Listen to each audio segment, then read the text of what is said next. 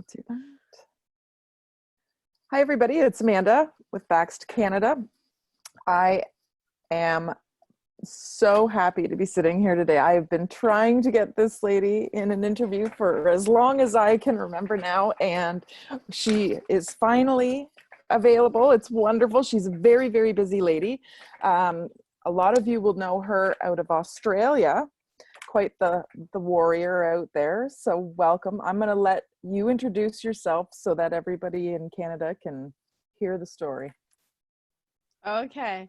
I'm Aneeta Hafemeister. I'm the current president of the Australian Vaccination Risks Network, which is one of the oldest vaccine choice organisations in Australia. I've been the since last year. The AVN was actually founded 26 years ago by a wonderful lady called Meryl Dorey and a group of concerned health practititioners and parents. So for 26 years, the AVN has basically been lobbying politicians, providing information to parents and, you know, just supporting those with vaccine and trying to get them help and that sort of thing. And it was a very different climate 26 years ago, as, you know, there was no crazy anti-vaxxer movement. It was quite different in Australia. And the change in the last 10 years, but particularly the last 5 years in Australia has just been profound. And yeah, it's quite heated out there now. So it's quite challenging in these times to be the pro-choice movement. But saying that, with COVID and all the talks rush through vaccines, it actually has made a lot of people come to us for information. So we've had a very busy year, as you can imagine. Yes, you certainly have. You've introduced a few new some new tactics out there I've seen. And what I'm talking about is the bus, obviously. That's amazing. Congratulations on the bus. Yeah. You just got back from a tour not long ago, right? Correct? Yeah, about a month ago. So we did our first tour in July in Southeast Queensland. Now, we had planned the bus COVID. So we had all these wonderful plans of what we were going to do with the bus and where we were going to go and who was going to be on it. And then COVID happened and we had a beautiful bus sitting there and we couldn't move it around for a long time. Then the rules changed enough in Queensland that we can now travel with the bus. So we did Southeast Queensland, a month ago. And that was just incredible. It's incredible. We had no idea. I mean, we knew vaccine injury was out there, but the level of injury out there, it just blew me away. I mean, I've been in this movement a long time and I was just completely overwhelmed with, you know, the extent of the injuries and how many are out there. So it was truly, truly incredible. So we've had a month off, and on Thursday, so from the 10th of September over here, we are spending 3 weeks and we're doing the more regional areas of Queensland. So we're going up the coast and up where the barrier reef is, and down through the central area. So there'll be a lot less people, but as we know, there's stories everywhere. So, you know, we're determined all around Australia eventually, although as most of you are probably aware, we have states in Australia like Victoria, which are currently basically police states, and states like Western Australia, which have basically got shut down borders and, you know, are talking that they may not, you know, you might have to get a passport to go into Western Australia. It's crazy. We're turning into all these different countries. Yeah, it's insane. That's terrifying. Like, just the things coming out of there. And did you in a million years see something like this going down? Oh, no. I mean, I thought it would creep up. As we saw, like we've had no jab, no pay, no jab, no play legislation. I thought we would creep along and get to where they were, you know, wanting to force things on people and that. But I did not see, no, I don't think anyone did. And if 12 months you had told anyone in Australia, this is what Australia would look like, they would told you're completely crazy. Right. Yeah, 6 months of just pure propaganda on the and this is what people will accept. Sadly, like 90% of the people think it's, you know, pretty acceptable. And that's quite concerning. Oh my gosh. 90% think that is acceptable? Well, if you look at the polls and stuff, like with Victoria, I mean, if you go on the threads and stuff, there's people in there fighting for their freedom, but there's equally people going, look, if you just behave for another 2 weeks, it'll stop. I mean, but it's been going for months. Like, it was 2 flatten the curve in April. And where are we now in September? And now they're just trying to eliminate. You can't have any cases. They can't open up until they don't have any cases. That's It's never ridiculous. going to open up. Like, it's crazy. It's insane. Yep. Yeah. 100%.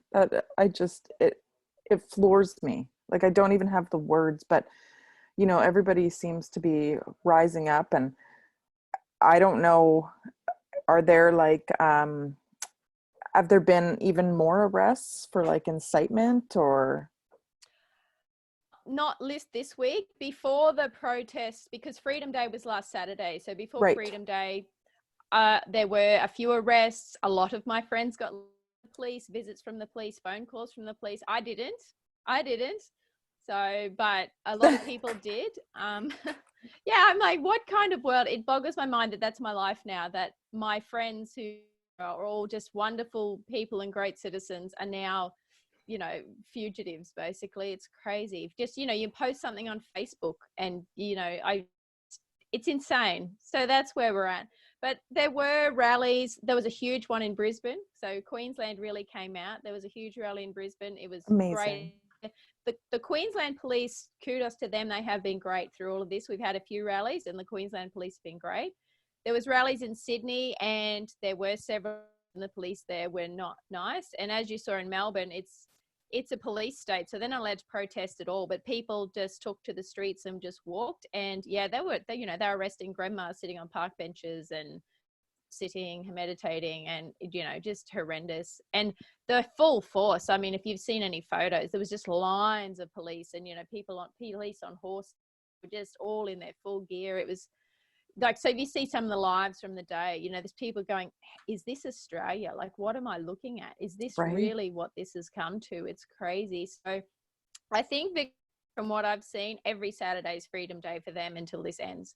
They're just all going to come out of their houses and walk, and which they've got to do. So, They do. I think, Western Australia had a big rally. South Australia, Adelaide had a big rally. Tassie showed up. So there was a lot of support shown for them. And of course, all the media said, oh, there was a few hundred here, There were thousands of people there. Yeah. They show up before the rally and get the few little, we have that here in Ottawa as well. It was funny. It was like a couple hundred, and then maybe it was a couple thousand. There was well over 10,000 people there, and conveniently they shut down Parliament Hill live cam feed for maintenance that weekend. So people are convenient. Isn't that crazy? Yeah.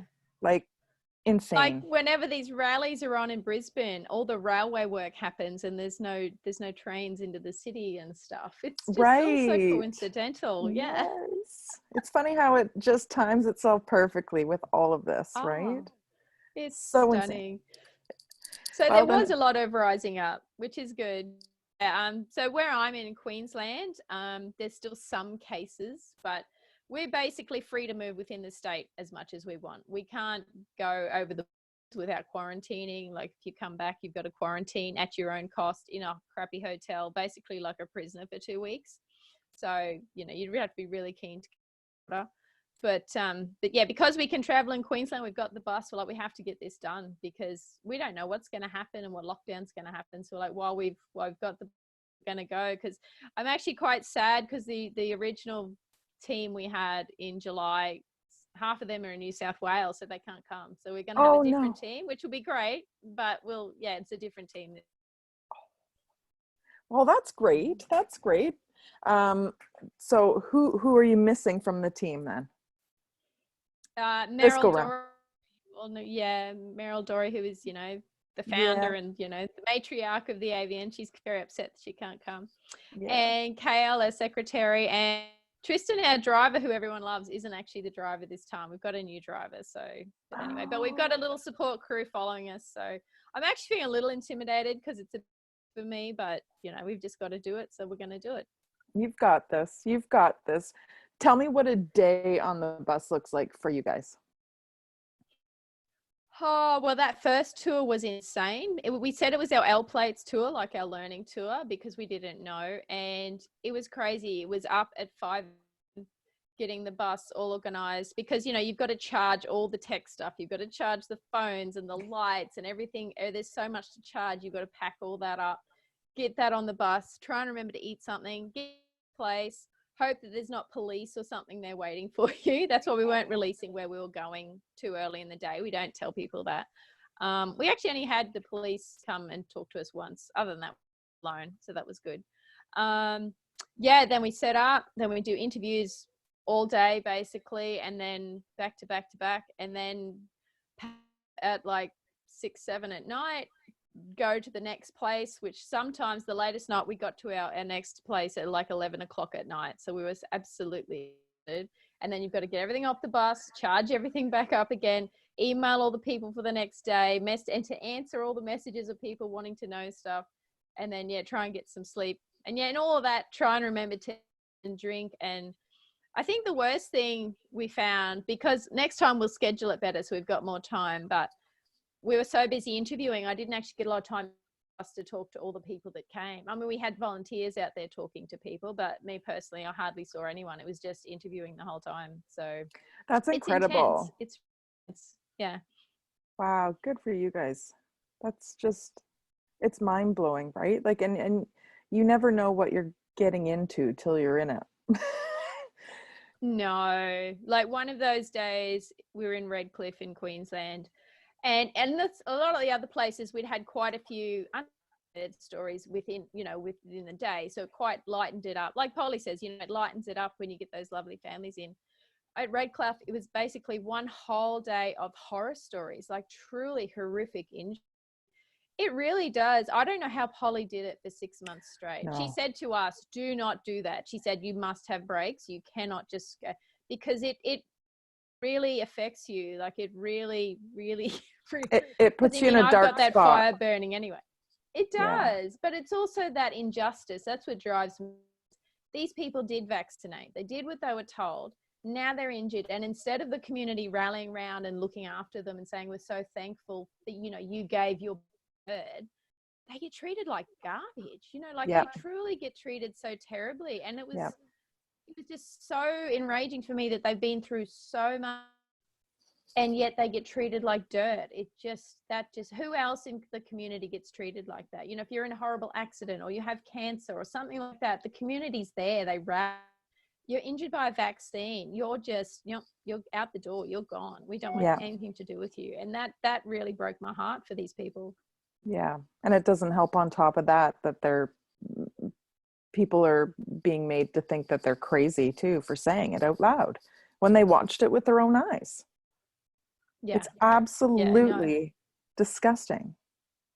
And I mean, I think the tide is turning on that finally, which there's a massive change, and we can feel it in us. Like there's not so much the crazy anti-vaxxers now. It's just, the anti-vaxxers. Maybe I should ask the anti-vaxxers a few questions, especially with this rushed COVID. As there is so many people I know who would get other vaccines are going nowhere near that one. So, and our darling Prime Minister has just signed off on AstraZeneca for the Oxford vaccine but that's pending it passing all the tests. Of course. And I think they're lining up for 87 million doses they've ordered for Australia, which is, we only have 26 million people.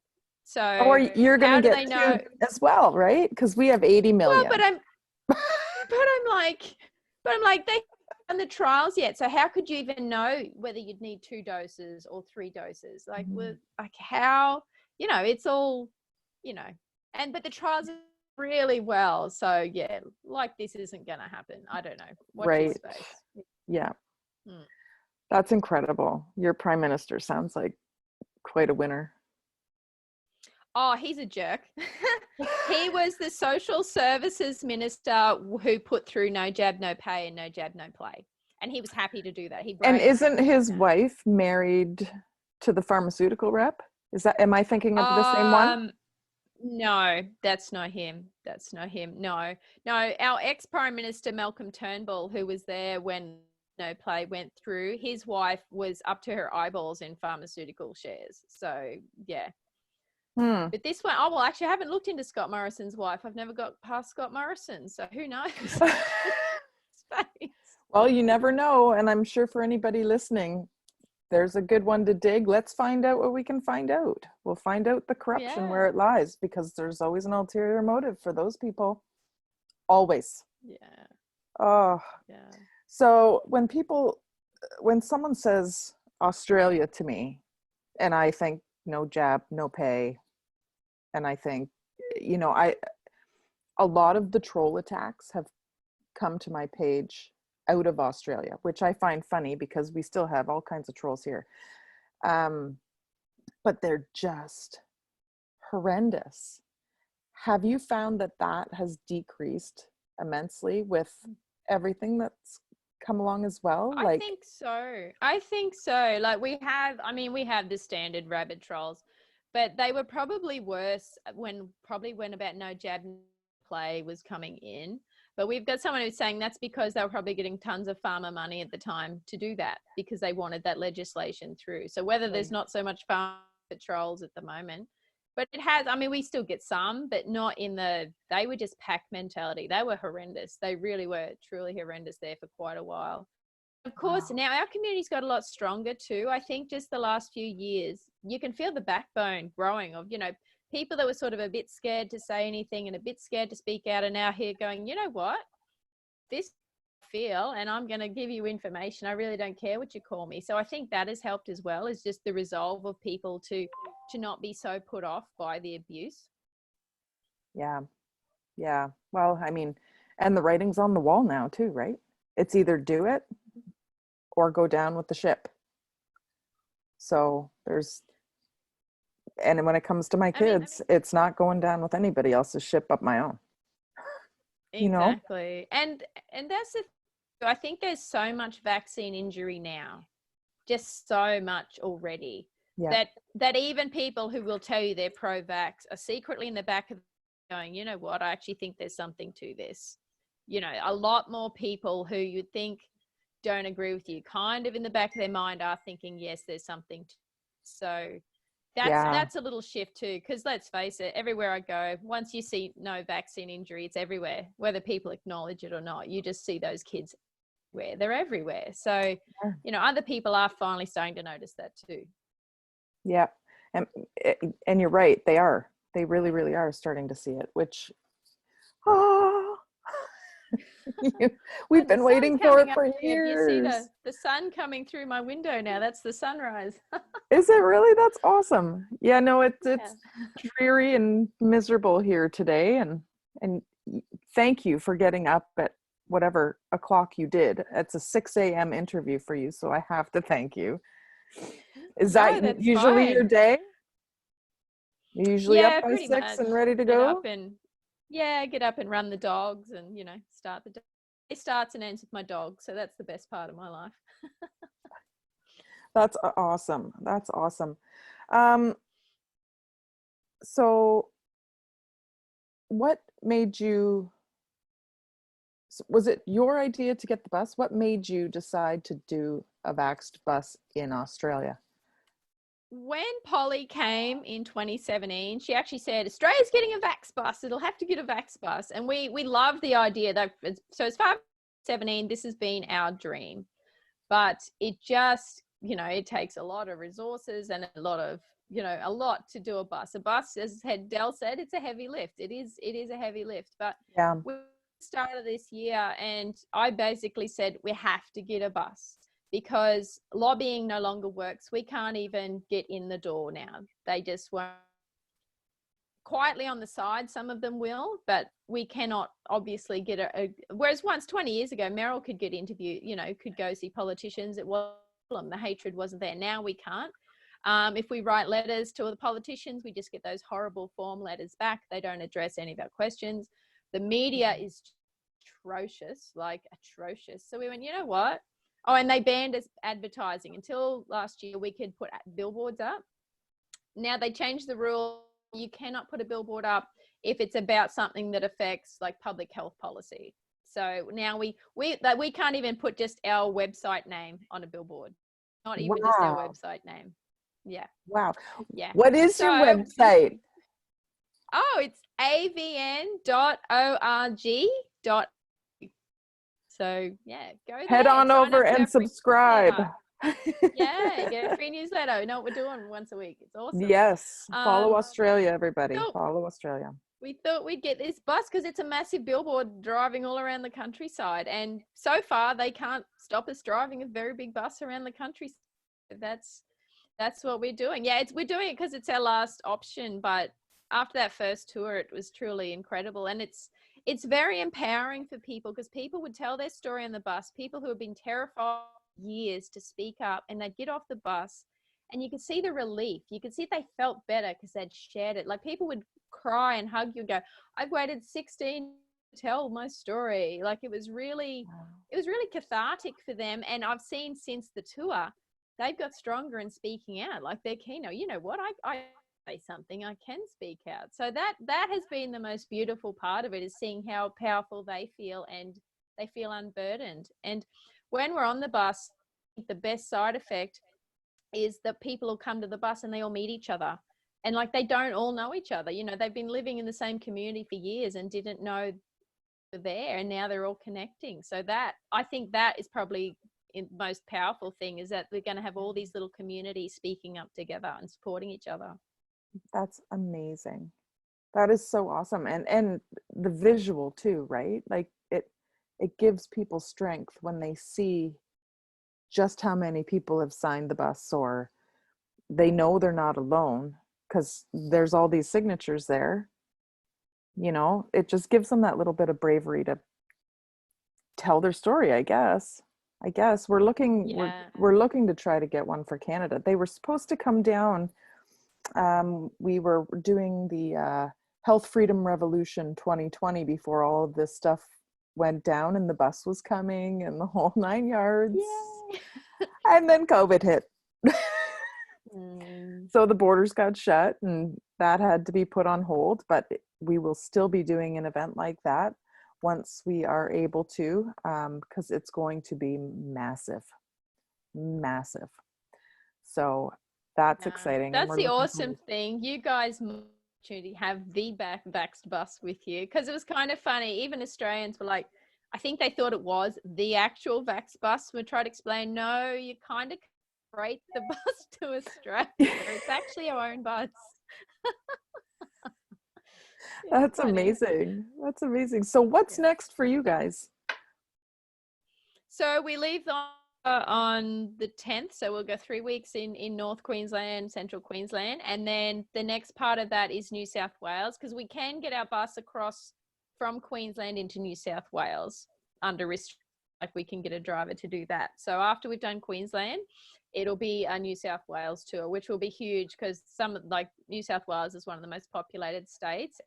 So many stories down there. I'm exhausted just thinking about it. So yeah, I that'll be believe next. that. But I won't be on that one because I can't go to New South Wales, and bless, rules change. So yeah. Oh yeah. Wow, this is crazy. So you're just gonna trade off then, eh? You just tag team out, and it'll be on to Merrill then. So yeah. Wow, that's Mm. incredible. Good for you guys. And what comes next with the freedom protests? Is it just are they working on? I think Melbourne's every Saturday. I think every Saturday is in Freedom in Victoria, as far as I know, until this ends. I think it's going to be truly grassroots. It's just going to be people leaving their houses, saying, you know what, I don't consent to, don't agree to that. I think that's what's going to have to take down there, because, and people were saying, oh, you know, these protests aren't very well organized. Well, of course they're not, because they can't be, because if you do anything, you get a police visit or a police phone call, so no, it can't be organized. It has to be organic, which is kind of cool that it has to be organic. It has to be each individual, you know, choosing to step up and do it. I think that's actually pretty awesome, because we don't need leaders. We need everyone to be a leader. We need everyone to step up. So, Yeah. you know, if their future is in their hands, we can cows come home, but at the end of the day, they've just got to, you know, fight for their own freedom. But around the rest of Australia, I don't know when the next one is. I'm thinking about once a month. I think more than that for everyone else. I think people probably won't show up. I think once a month, because in a lot of other states, life isn't too bad, considering, Right. it's nothing like Victoria. Like we can drive around. we have the spots in the stores where you've got to stand. We don't have any mask orders here. So we can, there's Wow. no mask wearing. Yeah. Yeah. Well, that's a So bonus. I know, right? I look at America and go, well, that's crazy. So we Yeah, don't I'm a have bit jealous. Oh, you got masks there. Oh We no. do. Yeah. Oh, that's terrible. No, that's terrible. Well, It is. I'm sure they'll try. We'll see how long this charade lasts. Yeah. It It's it it truly crazy. yeah. No masks for the first 5 months of this virus, and then all of a sudden they trickled through the small counties individually. So you have to go after them individually instead of from the top of the government, which is just it's just a game, Crazy. political game, right? Like, it's But we ridiculous. can't see that anything in Australia is legal. Under our constitution, the federal constitution, you can't shut up the borders. Under the Biosecurity Act, which is supposedly what the federal government, instigates, you cannot mass medicate or mass give orders. You can give individual orders on an individual basis. So they're saying everyone has to wear a mask or anything like that. Fines people are saying don't pay them, contest them, because none of it's legal. Like, they're just giving all these directives, but it's not law. It's just a directive at the end of the day. But people are scared, and people will just pay it and think it's all legal. So there And are that's some how it legal gets measures worse, taken right? on. That's Yeah. exactly Well, if how you it gets don't worse. fight it, why would they stop? If you don't push back, why are they going to change anything? So we've got some legal professionals working cases right now. I'm actually disappointed by how few there are. I don't know where all our, top legal minds are on this. That's been the most frustrating part, is where are they all? Yeah, I None feel of like this they've been is told to happening. stand down. We've got Mm. Rocco Galati, right? And that's what we're running with here. And he's amazing. Like, he's just incredible. But it is crickets everywhere else. It's like they're told to stand down, and, but this is their job.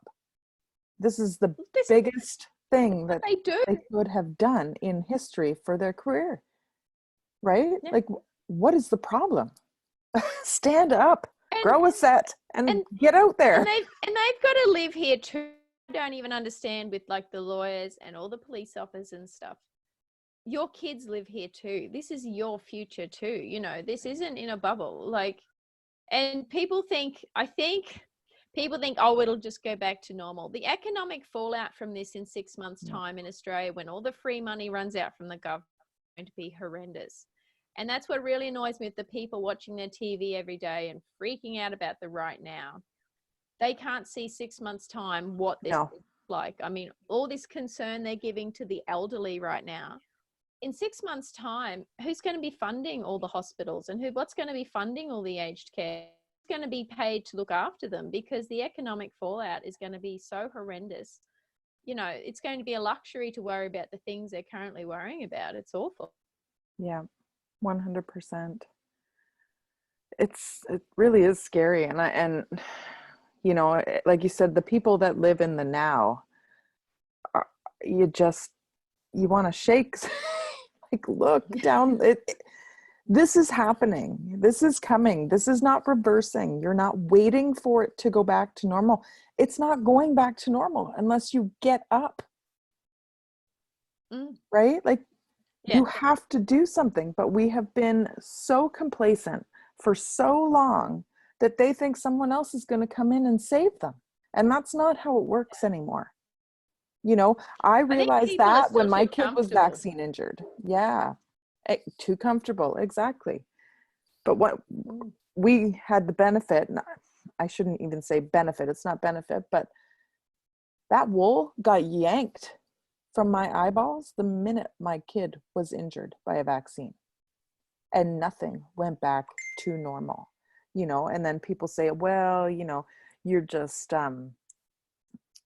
oversensitive because you're confusing the love for your child with looking for an excuse for what happened. No, I watched it happen. Like, it was like a bee stung her, but the only thing that stung her that day was that vaccine. So I know what happened. I know what I saw. My doctor saw it. So no, Get off your couch and do something. This is so much bigger than everybody here. But if you're going to be compliant, you're going to get left behind and you'll end up paying the price. It's crazy. I think people just still think the government cares, you know, that the government cares. Like our chief officer in Queensland, who is currently in charge. And that's what's scary about all this, with all these emergency powers. They're not elected people that are in charge. They're these chief health officers. They're bureaucrats that are currently running everything. You know, they're not accountable. I think our chief health officer is on over $600,000 a year. She makes more than the Prime Minister. But we have freedom information emails from back in 2010 with the flu-vax pandemic vaccine over here that, you know, killed a few people, toddlers really, and hospitalized hundreds of kids, caused permanent brain damage in a child. And she covered up one of those deaths early before it all came out how bad this vaccine was. We've got girls in her department saying, "Oh, we've heard about this death. Cover it up, cover it up, cover it up, cover it up." You know, we've got the emails on that. The media won't cover it, you know, get anyone to make any fuss out of that. But that's the caliber person she is. And she's running this state. So I think to people, you really think she cares about you? Like, she'll cover up the death of not even think twice, you know, like that's just how these people function. And, you know, you think if the COVID vaccine comes out and it's causing injuries, you think she's going to tell you, you think they're going to investigate it? It's not going to happen. No, it'll be the anti-maskers or the anti-vaxxers again, right? I mean, they've already got their script written and handed out to all of the representatives.